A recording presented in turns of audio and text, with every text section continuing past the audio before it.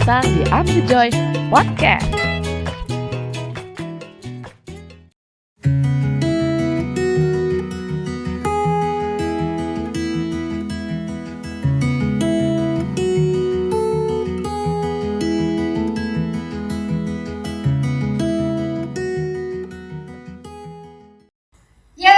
Ketemu lagi dengan kami, I'm the Joy, The Joyners, dimanapun Anda berada, dengan saya Hana dan rekan saya Dan kali ini seperti janji saya yang sebelumnya, kita mau kenalan atau penasaran dengan siapa sih yang mendirikan atau yang punya inisiatif ya, yang punya ownernya Rumah Berkat Ambon. Nah, bersama dengan kami kali ini sudah ada narasumber pemilik Rumah Berkat Ambon. Dan siapa beliau? Mari kita sambut Pak Ivan. Shalom. Oke, gimana kabar Pak Ivan? Puji Tuhan baik ya. Oke, nah langsung aja nih Pak Ivan, sesi kemarin kita menjanjikan kepada The Joyners untuk menghadirkan pemilik Rumah Berkat Ambon. Nah, sebelum ke Rumah Berkat Ambon, Pak Ivan, boleh dong diceritain mengenai perjalanan Pak Ivan, pengenalan kepada Kristus. Perkenalkan diri aja dulu, Pak. Perkenalkan, nama saya Ivan Simon. Saya berasal dari kota Makassar. Ibu saya orang Makassar, papa saya orang Ternate. Oke. Jujur memang papa saya dengan mama saya itu orang Muslim yang sangat fanatik. Jadi saya bersaudara 5 orang, saya yang paling tua, adik-adik saya 4 orang, saya sendiri yang terima Yesus. Puji Tuhan, saya merasa sangat bersukacita karena pilihan saya Pak. Saya besar dalam lingkungan keluarga Islam yang sangat-sangat fanatik. Oke. Ya. Apalagi Makassar sama Ternate ya Pak ya. Itu adalah 2 daerah yang cukup keras kepercayaan ininya Islamnya sangat-sangat tinggi sekali ya. Benar. Bagi saya, Yesus adalah juru selamat. Saya nggak bilang. Dan saya percaya kedatangan Tuhan Yesus ke dunia itu buat semua orang. Baik, betul. Bukan buat agama Kristen aja, tapi semua orang. Oleh sebab itu, saya sejak itu saya diam-diam saya sudah pergi sekolah minggu. Dan ini masih sekolah ya Pak? Masih sekolah sudah mempelajari diam-diam. Ya. Oke, Pak. Itu umur berapa Pak waktu Bapak mulai masuk sekolah minggu? Pas pengetahuan keluar Sekitar 7 tahun. 7, karena sudah sekolah di sekolah Katolik, Ya. pelajari diam-diam tentang Kristus. Baik, lanjut Pak. Jadi setelah saya yakin dan percaya bahwa Tuhan Yesus adalah juru selamat, saya semakin tekun belajar Alkitab. Saya baca Alkitab dari pertama sampai terakhir untuk mengetahui siapa Tuhan Yesus. Dan puji Tuhan, saya merasa sangat terberkati dan saya merasa bahwa memang Tuhan Yesus adalah juru selamat. Ya. Jadi waktu saya ke Ambon, lalu saya ketemu dengan istri saya di sana dan kita menikah tahun 81. Dan saya punya putra 2, yang satu laki-laki dan kedua perempuan. Tapi putra pertama sudah meninggal tahun 2014 dan putri yang kedua ya itu yang Ibu Mei. Oh, Jadi anaknya Pak Ivan itu Ibu Mei. Oke, nah Pak Ivan, tadi dikatakan Pak Ivan dari sekolah sudah mempelajari tentang Kristus. Berarti cukup mudah ya Pak untuk Bapak mempelajari tentang Kristus. Nah, kalau bisa nggak Bapak ceritakan selama perjalanan Bapak mencari tentang Kristus, apa mulus-mulus aja atau ada pergolakan, dan bagaimana keluarga bisa tahu bahwa Bapak sudah beralih ke Kristus? Memang pada waktu kecil itu saya diam-diam ke sekolah minggu. Saya dari rumah dengan celana pendek, jadi saya di kantor kelas sudah siapkan sepatu. Oke. Jadi memang orang rumah nggak tahu saya ke sekolah minggu. Mereka baru tahu saya terima Kristus itu waktu saya SMP kelas 3. Oke, SMP kelas 3. Dan itu luar biasa. Papa saya ngamuk, ibu saya sampai teriak-teriak. Saya bilang ya udah, kalau memang kalian tidak mau anggap saya sebagai anak lagi, saya keluar dari sini sekarang. Lalu sejak itu saya ke Jakarta. Saya berangkat ke Jakarta dengan kapal laut lagi. Tidak bayar. SMP itu. SMP kelas 3. Wow, udah lama. Iya. Karena saya merasa saya nggak diterima oleh keluarga saya di Jakarta. Dan kebetulan di Jakarta saya tinggal di keluarga Kristen yang membuat saya lebih merasa sangat sukacita menerima Yesus. Begitulah sampai sekarang saya sudah terima Yesus dengan sepenuh hati saya. Saya sangat yakin dan percaya bahwa Yesus saya lagi bersama. Baik. Nah, tadi Pak Ivan bilang SMP beliau ketahuan sama keluarganya, mungkin mama papa ya, ya bahwa bapak diam-diam sekolah minggu, katakanlah sudah jadi Kristen gitu lah ya. Nah, itu pertentangannya luar biasa banget nggak Pak? Dan bagaimana bapak bisa seberani itu untuk melarikan diri dari rumah, dan kenapa bisa ketemu dengan keluarga Kristen yang bapak sebutkan tadi? Ya itu semua jalan Tuhan. Baik. Karena selama di kapal juga saya mikir di Jakarta saya tinggal sama siapa. Oke. Di Tuhan saya bisa ketemu dengan keluarga Kristen yang di Jakarta di sini. Itu betul-betul menerima saya dengan baik. Berarti menampung bapak di rumahnya ya. Oke. Jadi itu jalan Tuhan. Nah, selama perjalanan bapak di rumah itu berarti bapak tinggal di rumah keluarga Kristen ini. Iya, betul. Yang mendapatkan pengetahuan lebih lagi mengenai Kristus dari keluarga ini, Pak. Oke. Nah, bagaimana tanggapan keluarga orang tua tentunya ya, mama papa, Pak Ivan mengenai kepergiannya bapak, dicari nggak atau ya udah gitu, bye-bye, nggak kenal lagi atau bagaimana Pak? Iya, memang saya merasakan bahwa mereka sudah tidak menganggap saya anak lagi. Oke, tidak menganggap anak ya. Karena keluar dari Islam, tapi di dalam hati kecil saya tidak apa-apa. Tidak apa-apa. Kalau saya memang dibuang, saya terima. Dan saya nekat di Jakarta hidup atau kerja apa aja. Dan saya bisa hidup.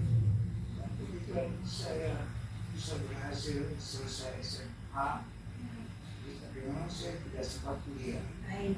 Saya tidak ada, dan saya bekerja apa aja, dari salesman jadi apapun dia, dan begitulah jalan yang baik. Luar biasa, berarti dari melarikan diri ini jalan Tuhan juga ya, sampai bisa ketemu keluarga Kristen itu nggak pernah kebayangin ya. Dan beliau juga berani untuk ambil langkah, saya keluar ya. Tapi keluarnya beliau bukan karena beliau nakal, bukan karena beliau tidak jelas, tapi beliau tahu bahwa saya mempertahankan Kristus, dan ini satu tindakan iman yang luar biasa. Sekalipun beliau Pak Ivan tidak tahu di depan nanti saya kayak gimana ya, ternyata ada jalan Tuhan diketemukan dengan keluarga Kristen. Nah, sampai beliau juga bisa menyelesaikan SMA. Nah, kemudian Pak Ivan, dalam perjalanan Bapak setelah melarikan diri, terus mencari tentang kebenaran tentang Kristus, dan kemudian bagaimana Bapak bisa sampai kepada, kita langsung aja ya, Rumah Berkat Ambon ini. Dan apa sih Pak Rumah Berkat Ambon ini? Ya, baik. Jadi sebenarnya saya terinspirasi dari anak saya ini. Oke. Karena ini datang ke Jakarta, terus dia minta saya ketemu sama dia di rumah sakit Cipto. Oke, Saya baik. nanya, ini sakit apa? Nggak apa-apa, datang aja di rumah sakit. Nah, setelah saya sampai di rumah sakit, saya lihat di dalam satu kamar itu ada orang lain. Ya. Mei dengan suaminya William, tapi ada suami istri dengan anak kecil. Baik. Saya tanya, siapa yang sakit ini? Anak kecil itu usia 3 tahun, Oke. namanya Christian Jamlean. Dan saya sangat terkejut karena matanya itu keluar, Oh. kanker mata.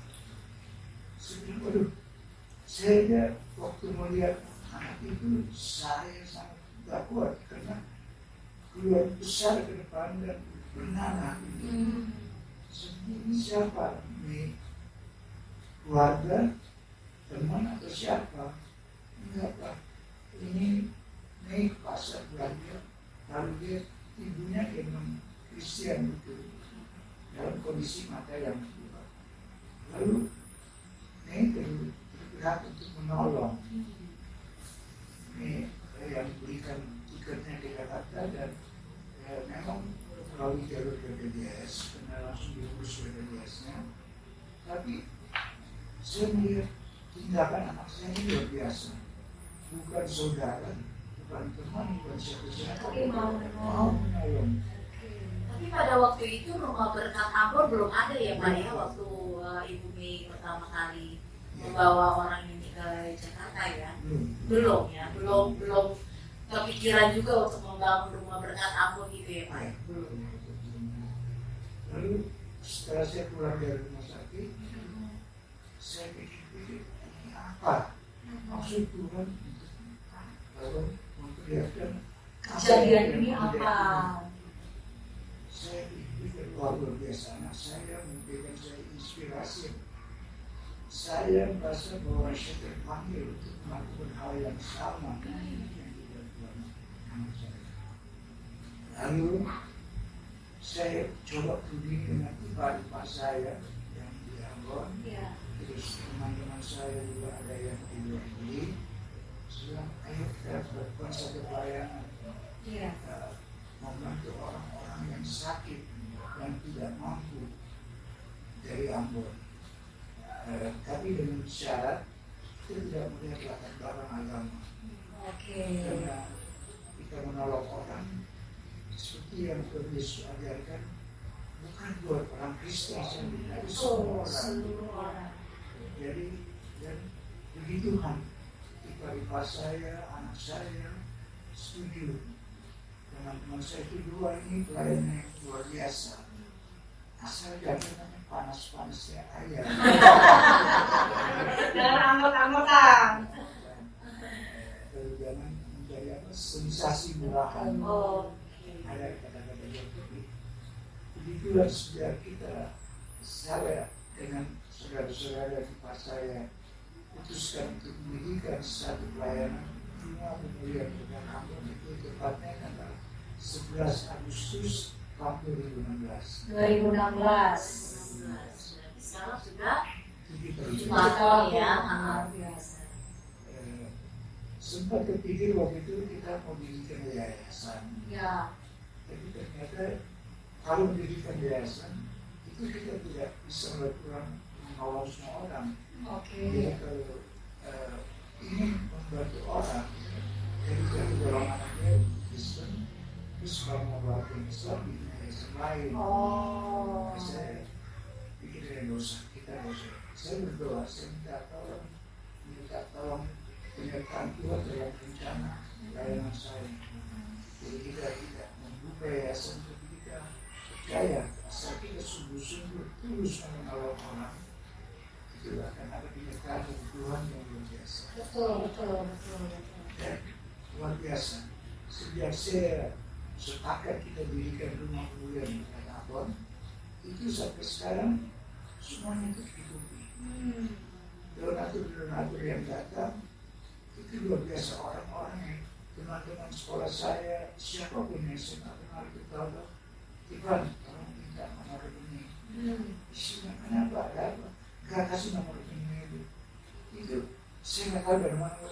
Kamu saya dengar lo bikin pelayanan, ini saya bantu sedikit. Tapi Puji Tuhan sampai sekarang ini dari 2016 sampai 2023 kita tidak pernah kekurangan. Tercukupi semua. Tercukupi semuanya. Luar biasa. Dahsyat. Makanya saya bilang, wah, ternyata Tuhan kalau kita melakukan dengan tulus dan tidak ada pamrih, tidak ada pamrih dalam hal ini, kita akan merasakan mujizat Tuhan yang dahsyat. Amin. Dahsyat itu. Saya sangat kan saya harus kasih makan mereka di sini.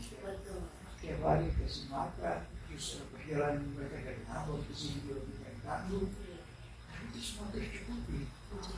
Untuk biaya makan, beras, ada aja yang kirim. Dahsyat betul-betul. Saya akan menangis. Mungkin kita perlu tahu juga kali ya Pak, sejak tahun 2016 sampai 2023 ini sampai saat ini, apakah Bapak punya data pasien, maksudnya orang-orang yang pernah Bapak tolong itu punya data nggak Pak? Maksudnya udah berapa banyak orang yang pernah Dibawa ke rumah Ambon. Ada data foto-fotonya. Oh, ada datanya ya. Kurang lebih aja Pak Ivan, sudah berapa orang? Sampai sekarang ini 114. 114 orang dalam jangka 7 tahun ini. Wow, luar biasa ya. Dan itu orang-orang yang memang punya sakit biasa-biasa saja, atau memang sakit yang kalau kami lihat ini tadi ya kayak beberapa orang dengan penyakit yang ada tumor ganas, ada cancer. Apakah memang spesial untuk orang-orang yang punya sakit yang parah, atau mungkin ada yang biasa-biasa saja? Iya, betul. Karena yang kami tolong ini orang-orang yang memang sakitnya sudah parah. Kalau cancer yang sudah stadium akhir, terus jantung yang bocor, macam sampai ada yang kemarin yang baru meninggal itu kista yang perutnya besar. Jadi memang kita tolong orang-orang yang tidak mampu. Yang tidak mampu. Yang tidak mampu ya. Yang sakit yang tidak mampu. Jadi betul-betul kita terus melakukan itu dan setiap kita menolong orang kita berdoa. Kalau memang jalan Tuhan kita bantu, kita akan jalannya sendirinya. Berarti tidak dibatasi hanya anak-anak saja ya Pak, orang dewasa, orang tua yang mereka tidak mampu dan tapi mereka sakit parah, mereka bisa mendapatkan pertolongan dari sini. Iya, betul. Oke. Pak Ivan, bisa nggak dijelasin bagaimana perjalanan para pasien ini dari kota Ambon Pak, yang tentunya mungkin nggak ada di daerah juga. Iya, dan kita tahu Ambon itu ada pulau-pulau kecil ya mungkin ya Pak, yang terpencil atau bagaimana yang jarak tempuhnya bisa 2 jam ke kota, seperti itu tuh Bisa 2 jam lagi, Oh. bisa 1 hari ya kalau menggunakan kapal ya. Nah itu bisa dijelasin nggak Pak?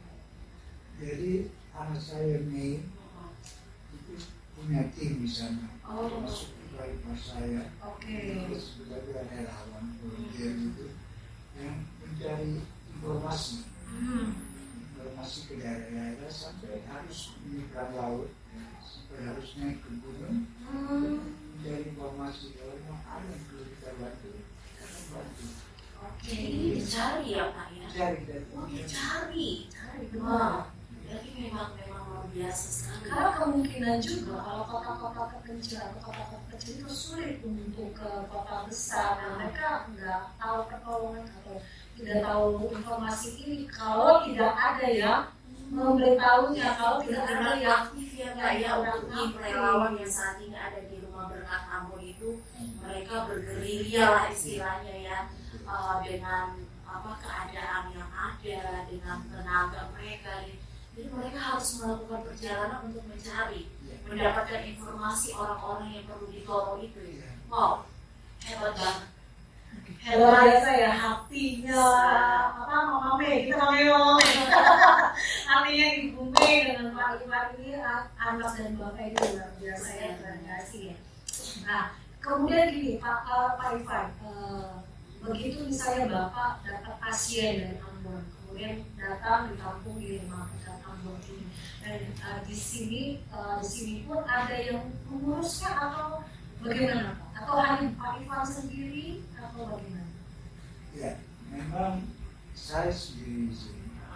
Karena dulu saya pernah pakai asisten waktu awal-awal saya pernah jadi penyalahgunaan dana. Baik, oke. Saya putuskan sendiri dan kebetulan saya mampu dalam usia saya karena saya sudah 63 tahun, jadi saya merasa sisa-sisa hidup saya dipakai kebetulan untuk melayani saudara-saudara. Oke, jadi setelah peristiwa itu Bapak mengambil keputusan untuk mengurus sendiri sih. Nah, kemudian dari semua pasien yang datang Pak, apakah mereka kembali pulang dengan sembuh semua total atau ada yang dibilang ya, meninggal atau ada bagaimana, bisa dijelaskan? Ya, dari 114 pasien yang dari Ambon itu kalau memang ada pasien yang tidak sembuh. Oke, 14 orang. 14. 14 orang yang pulang dan saya percaya itu rencana Tuhan yang terbaik. Baik. Jadi saya merasa kita sudah berusaha maksimal dalam rencana Tuhan yang itu yang terbaik. Ya, kita terima. Dan jenazah yang meninggal itu kita kirim kembali ke Ambon. Oke. Kembali ke Ambon dan ya memang semuanya atas dan kebetulan semua biaya mengirim jenazah dengan kargo itu tidak kurang. Puji Tuhan. Ada aja Iya. pertolongan Tuhan. Saya rasakan luar biasa penikmatan Tuhan dalam pelayanan saya dahsyat, Iya. dahsyat banget. Saya sendiri itu saya bilang saya satu menangis karena saya merasakan luar biasa.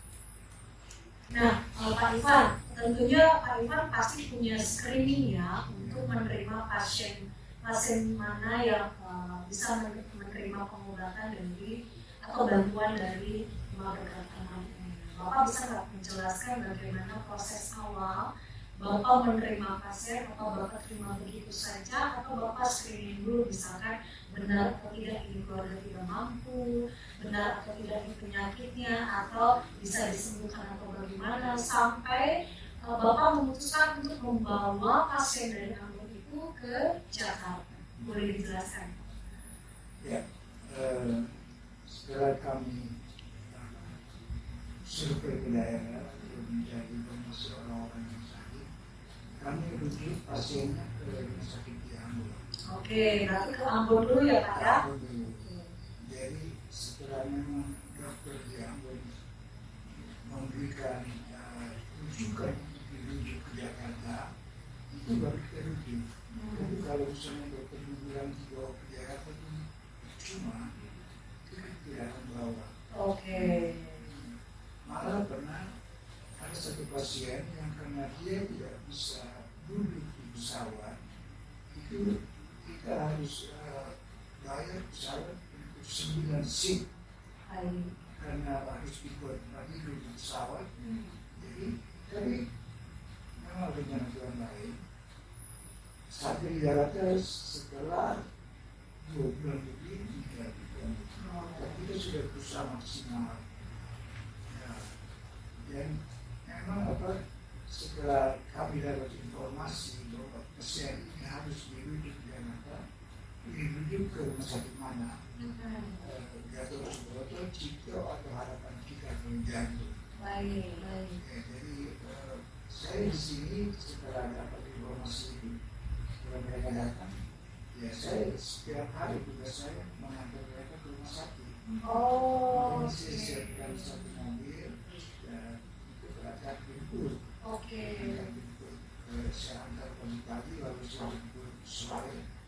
Ya, akhirnya saya langsung ketemu dengan dokternya langsung menanyakan progres. Ya. Kira-kira apa yang kita harus lakukan dan saran makanan apa yang Harus disiapkan.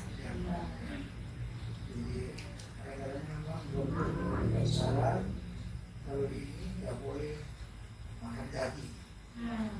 Jadi kita memang kebanyakan pasien-pasien yang saya kirim dari aku itu hampir 90% cancer. Jadi itu memang tidak boleh makan daging dan tidak boleh gula. Kita tahan sekali dengan itu. Jadi saya siapkan selalu makanan yang cocok untuk mereka. Nah, dari sekian banyak pasien Bapak nih, ada berapa banyak, maksudnya ada berapa banyak yang anak-anak Pak, mas anak-anak, dewasa, terus remaja, lebih banyak dewasa atau anak-anak yang kena? Lebih banyak dewasa. Dewasa. Dan itu datang dari latar belakang yang mau Kristen, mau Islam, semuanya ini di sini ya, diterima ya Pak ya, dilayani, terus kemudian diantar untuk ke rumah sakit. Jadi Bapak tidak memandang dulu ya untuk setiap pasien yang datang ke rumah berkat amin. Kalau boleh Pak Irfan jelaskan sama kami dan kepada the joiners yang sedang menyaksikan, pengalaman-pengalaman unik apa aja yang Bapak alami pada waktu mengantar atau mengantar dari Ambon kah sampai ke Jakarta atau di Jakarta sendiri, ada pengalaman-pengalaman apa yang unik, yang seram, yang lucu atau boleh disampaikan supaya yang the joiners juga punya pengalaman, pengetahuan menambah mengenai pelayanan ini. Di Jakarta ini ada peraturan ganjil genap. Ya. Pada awalnya saya sangat terkendala pada waktu karena plat nomor mobil saya ganjil. Jadi pada tanggal genap itu pagi-pagi saya tidak bisa mengantar pasien. Oke. Dan itu kan berlaku sampai jam 10 pagi. Akhirnya ada yang sarankan coba ke Departemen Perhubungan. Saya ke sana lalu saya dapat syarat-syarat bahwa harus ada bukti pasien yang memang butuh kendaraan yang bisa bebas di jalur ganjil genap. Akhirnya saya bawa seorang pasien yang memang tidak bisa jalan dan harus dibawa lewat jalur ganjil genap dengan bebas. Dan saya pasang di mobil saya itu stiker yang bebas ganjil genap. Oke. Ya. Jadi itu satu yang sudah tertolak dari saya. Ya. Cuman memang baru ini saya mengalami satu hal yang luar biasa. Ada seorang pasien yang bernama Marco. Itu sore-sore dia dapat angpau yang tiba-tiba kejam-kejam. Lalu saya segera membawa dia ke masih kecil, dari sini kan kecil dekat. Iya. Tapi karena jalurnya macet sekali, itu Tuhan panggil Marco. Tidak tertolong. Ya, jadi memang terus saya berpikir kalau kita nanti ada berkat, mungkin kita bisa beli mobil ambulans, kalau ambulans bisa terobos macet gitu. Iya. Jadi saya berharap ada penyertaan dari Tuhan, kita ada berkat bisa beli mobil ambulans. Puji Tuhan. Oke, terima kasih Pak Irfan buat kesempatannya di part 1 ini mengenai Rumah Berkat Ambon ya. Terima kasih juga Miss Deb, tapi kita masih kurang banyak ya mengenai sebelum Rumah Berkat Ambon dan mungkin ada pelayanan beliau yang lebih lagi. Nah, the joiners jangan lupa tetap stay di channel kami di The Joy, karena setelah ini nanti ada part 2 di mana kita akan membahas lebih dalam lagi tentang Ambon dan biar kiranya kita semua tetap diberkati oleh Tuhan. Bye.